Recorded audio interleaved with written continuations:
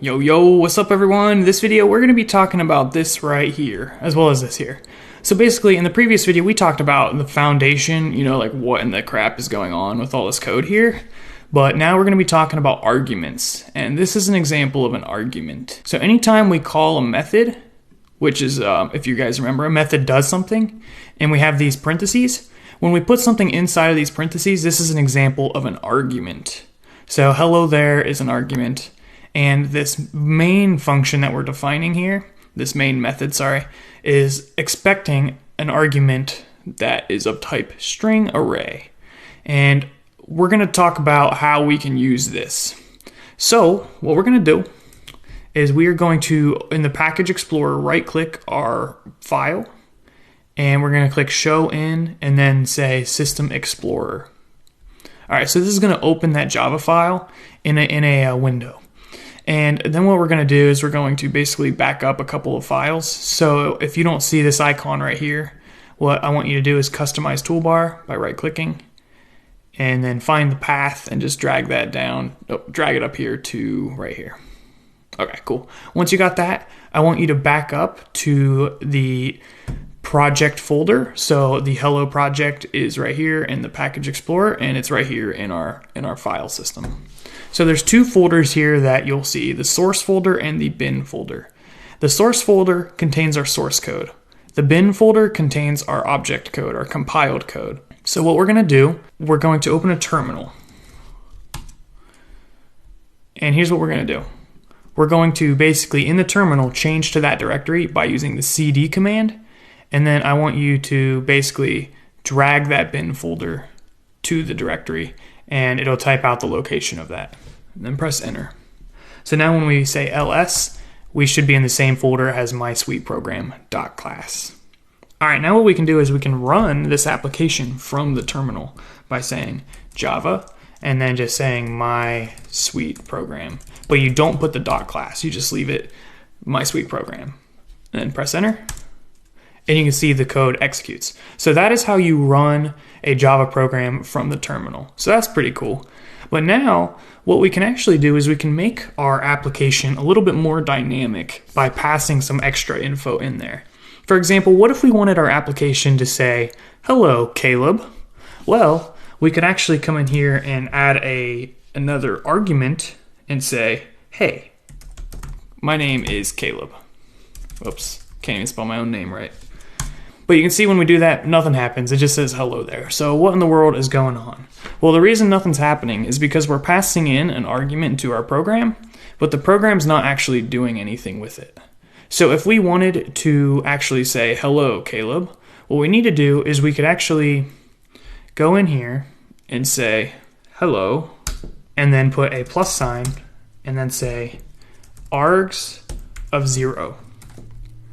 Just like that. Now when we run this in the terminal, you can see it says, hello, Caleb. So that's pretty cool. We basically just created our first dynamic program. And this basically is the foundation of all programs. Our goal is to not make applications that do the same thing every stinking time. What we want to do is we want to make an application that's interactive. It says our name and it allows us to type in things and do different things depending on what we want. We want to make our application dynamic. So what we just did here of passing an argument with our program name, it's actually not super common. And in the upcoming videos, we're going to be talking about how to do different things like asking the user their name. And then we don't have to worry about passing in the username right here. We can just call the program and it's going to work just as expected. Because right now, if we don't put that in there, we're going to get an error. Oh, exception in thread main. By the way, guys, this is an example of a runtime error.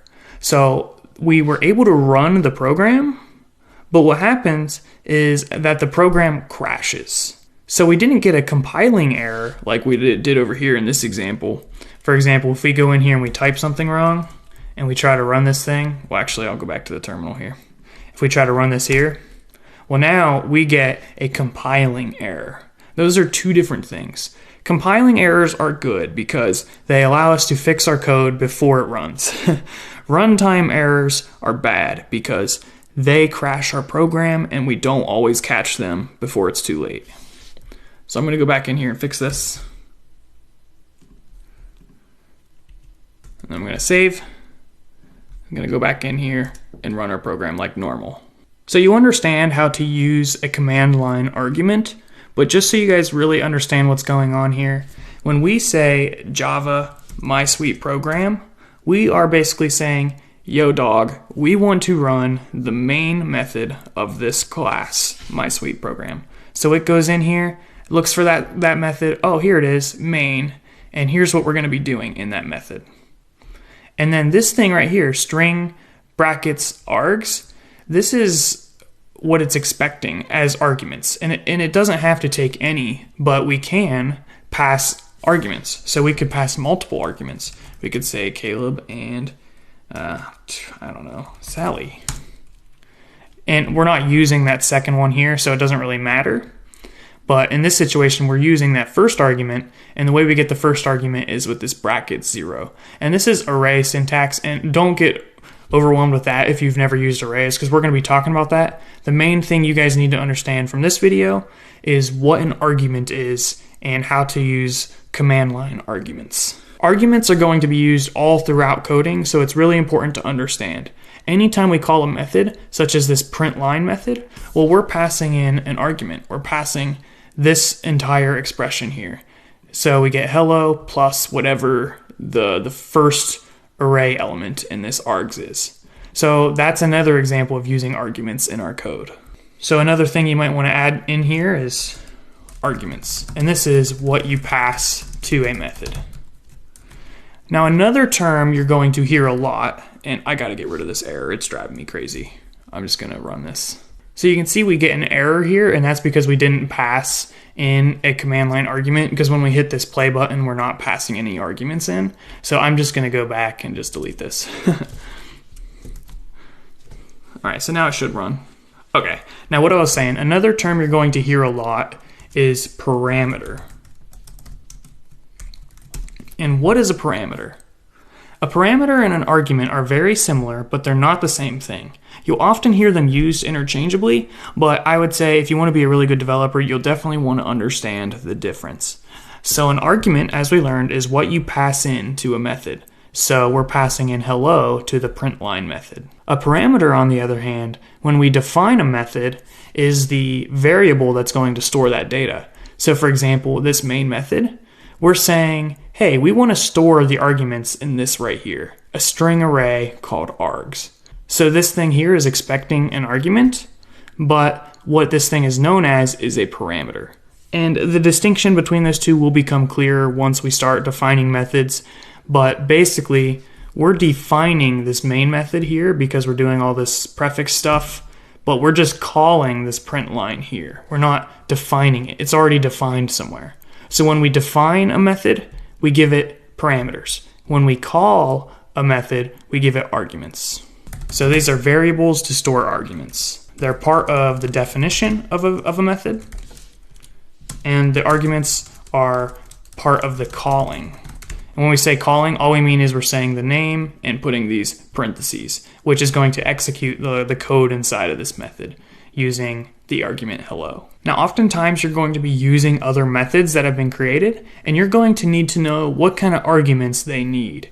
So when you call a method, so let's say we wanted to print something else, and we say print line, you can see there's all of these different signatures here. The signature is basically just the structure of the method, and you can see there's a lot of different options. So we don't just have one print line, we basically have an overloaded version with a bunch of different options for arguments. One of them takes nothing, one of them takes a boolean, one of them takes a character array, a double, and so forth. The one we've been using is print line string, and that's because hello is an example of a string. And we're going to get into all these data types coming up soon, but just so you know, if you're not sure what kind of arguments the method takes, all you gotta do is just type it back out and it'll just give you some hints. So you put the dot and then the function name, and then you can go through here and get details about all the different versions. So that's pretty much everything you need to know about arguments and parameters for right now. I would even go so far to say that if you understand everything we've talked about up until this point, you are far beyond what most people understand in development. What we're going to do now is we're basically going to take a step back from all this deep diving of the concepts, and we're just going to go back and learn the language fundamentals. So all of the things we've previewed and talked about, we're going to go in all of those in more depth so you can start understanding how to build more complex applications. If anything from the last 4 videos has been challenging, trust me, as you go on in these next videos, it'll all start to clear up. So don't worry about having a perfect understanding of everything.